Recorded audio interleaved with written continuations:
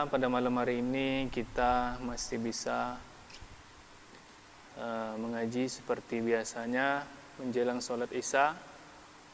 Jadi langsung saja mempersingkat waktu, kita akan belajar materi tentang tajwid. Jadi kita bukan sekedar membaca, tetapi kita juga belajar teorinya, belajar hukum bacaan yang kita baca. Jadi ketika kita membaca, kita tahu apa hukum yang kita baca itu. Nah, jadi selama ini kan kita tidak tahu ini apa hukumnya, nun mati berjumpa huruf ini apa hukumnya, kemudian mad bagaimana huruf qalqalah ya. Jadi ini Bapak sudah beli bukunya, di Bapak bagikan kepada kalian, tapi kita memang serius dalam belajar ya, dalam belajar Al-Quran.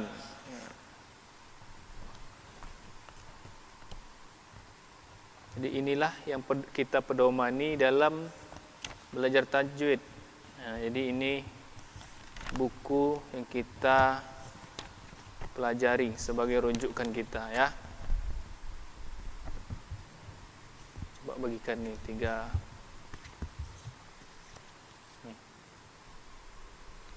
Jadi kita ada pedoman kita belajar itu.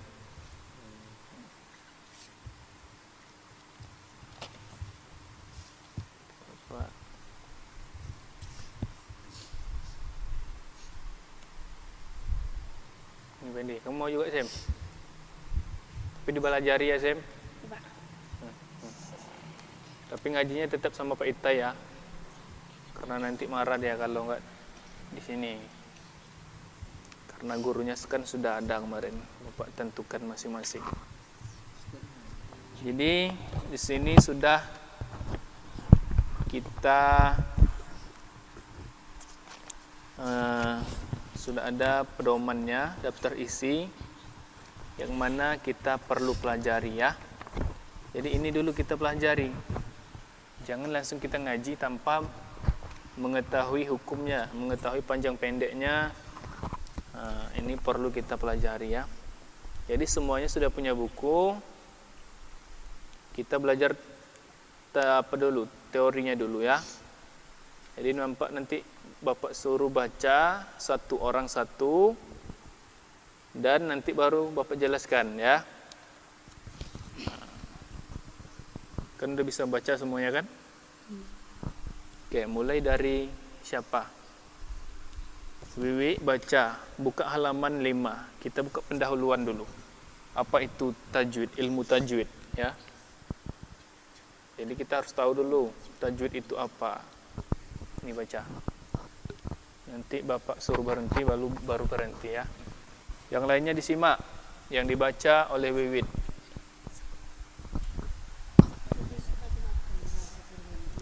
Pendahuluan itu, baca pendahuluan.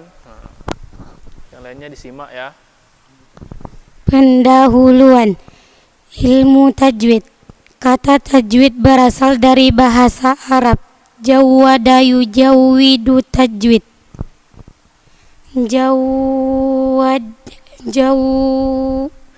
Jawwada yujawwidu tajwid, yang berarti membaguskan. Sedangkan menurut ilmu tajwid adalah membaguskan bacaan huruf-huruf atau kalimat-kalimat Al-Quran dengan terang dan teratur serta perlahan, tidak terburu-buru, sehingga sempurna arti dan maknanya. Oke, jadi inilah arti tajwid itu ya. Tajwid itu berasal dari bahasa Arab. Jawwada yujawwidu tajwid. Jawwada yujawwidu tajwid. Ini kalau kita dalam pelajaran ilmu apanya? Ilmu nahwu atau sorobnya, jawwada yujawwidu tajwid. Ini ada fi'il madinya, fi'il mudhorik yang Bapak pelajari dulu ya. Jadi jawwada yujawwidu Tajwid itu berasal dari bahasa Arab, ya. Itu asal katanya. Yang berarti, ini sudah arti dari tajwid itu. Yang berarti membaguskan, sedangkan menurut ilmu tajwid adalah, jadi jawada itu artinya yujawidu, tajwid itu membaguskan, artinya tajwid itu membaguskan, ya. Sedangkan dalam ilmu tajwid adalah membaguskan bacaan huruf-huruf atau kalimat-kalimat Al-Quran dengan terang dan teratur serta perlahan, tidak terburu-buru. Jadi membaca Al-Quran itu tidak perlu kita terburu-buru. Kadang ada tuh kita membacanya sampai dia napasnya mau habis, padahal kan bisa berhenti. Ada tanda wakuf, berhenti. Walaupun tidak ada, boleh juga berhenti kalau tidak sanggup napasnya, kan. Kemudian diulang lagi. Kita tidak terburu-buru dan tepat yang kita baca itu panjang pendeknya, makhrijal hurufnya dan hukum-hukumnya, ya. Tidak terburu-buru sehingga sempurna arti dan maknanya. Jadi Al-Quran itu kalau kita sudah salah membacanya, maka dia akan salah arti. Umpamanya yang panjang jadi pendek, maka hukumnya sudah berubah, maka artinya sudah berubah makna yang kita baca dalam Al-Quran itu, ya.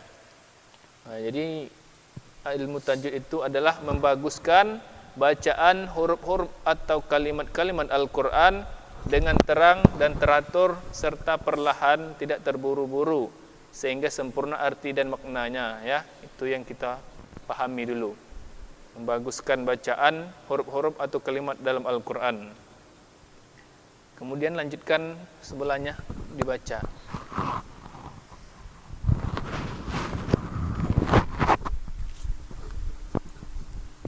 Baca. Lanjutkan yang dibaca Wiwit tadi. Adapun hukum mempelajari ilmu tajwid adalah fardu kifayah dan hukum menggunakan ilmu tajwid dalam Al-Quran adalah fardu ain. Oke. Jadi hukum mempelajari ilmu tajwid ini adalah fardu kifayah. Apa itu fardu kifayah? Ada yang tahu? Fardu kifayah itu apabila sebagian atau satu orang saja yang melaksanakan, maka gugurlah kewajiban yang lainnya, lagi tidak berdosa yang lainnya, ya. Tetapi jika tidak ada satu orang yang melaksanakannya, maka semuanya akan berdosa. Salah satu contohnya adalah yang mempelajari ilmu tajwid kemudian menyelenggarakan jenazah. Jika semuanya tidak ada yang melaksanakan, maka semua kampung itu berdosa. Begitu juga dengan ilmu tajwid ini. Jika tidak ada yang mempelajarinya, maka semua kita berdosa, ya. Itu menurut hukum fardu kifayahnya. Dan hukum menggunakan ilmu tajwid dalam Al-Quran adalah fardu ain. Ini yang perlu kita pahami. Menggunakan ilmu tajwid dalam Al-Quran adalah fardu ain, artinya wajib, sama dengan solat ini. Kalau solat kan fardu ain juga, maka ketika kita membaca Al-Quran harus menggunakan ilmu tajwid karena hukumnya fardu ain. Apabila kita tinggalkan, kita berdosa. Apabila kita laksanakan, kita berpahala, karena ini pengertian dari fardu ain. Maka jangan yang pendek kita panjangkan, jangan yang panjang kita pendekkan, ya. Berdosa kita.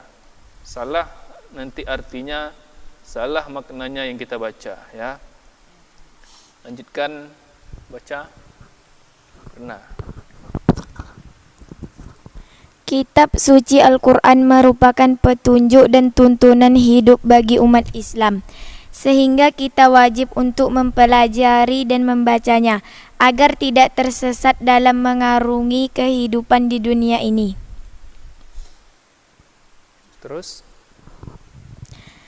Dalam membaca Al-Quran tentunya kita harus memahami dahulu kaidah dan aturan membaca Al-Quran yang ada dalam ilmu tajwid. Allah Subhanahu wa taala berfirman, Baca. "Warattilil Qur'an tartilla." Warattilil Qur'ana tartila. Di dalam surah Al-Muzammil ini ya.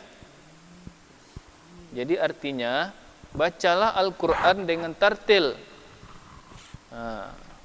Jadi kita membaca Al-Quran itu dengan tartil. Apa makna tartil? Coba baca Pendi. Lanjutkan dengan Pendi. Pengertian dari tartil. Pengertian dari tartil yaitu membaca dengan teratur, perlahan, membaguskan serta menghayati arti dan maknanya. Untuk itu, bagi setiap umat Islam sudah menjadi keharusan mempelajari ilmu tajwid agar dapat membaca Al-Quran dengan baik dan benar. Nabi SAW bersabda, Baca. "Khairukum man ta'allamal Qur'ana wa 'allamah." Artinya, orang yang paling baik di antara kalian kamu ialah orang yang belajar Al-Quran dan mengajarkannya kepada orang lain. Hadis riwayat Bukhari ya. Ya. Jadi Al-Quran memerintahkan kita membaca Al-Quran dengan tartil. Dan pengertian tartil itu adalah yaitu membaca dengan teratur. Dengan teratur ya. Dengan teratur, perlahan, membaguskan serta menghayati arti dan maknanya. Jadi kita membaca Al-Quran itu kalau bisa kita membaca selain membacanya dengan mengetahui hukumnya, kita juga mengetahui maknanya ya.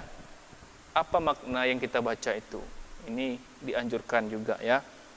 Kemudian untuk itu bagi setiap umat Islam sudah menjadi keharusan mempelajari ilmu tajwid agar dapat membaca Al-Quran dengan baik dan benar. Jadi sebenarnya kita sebagai umat Islam ini wajib mempelajari ilmu ini karena Al-Quran ini adalah kitab kita. Ini juga merupakan rukun iman. Rukun iman yang keberapa ini? Percaya kepada kitab ya. Percaya kepada kitab. Rukun iman yang keempat. Jadi makanya kita pelajari ini ya.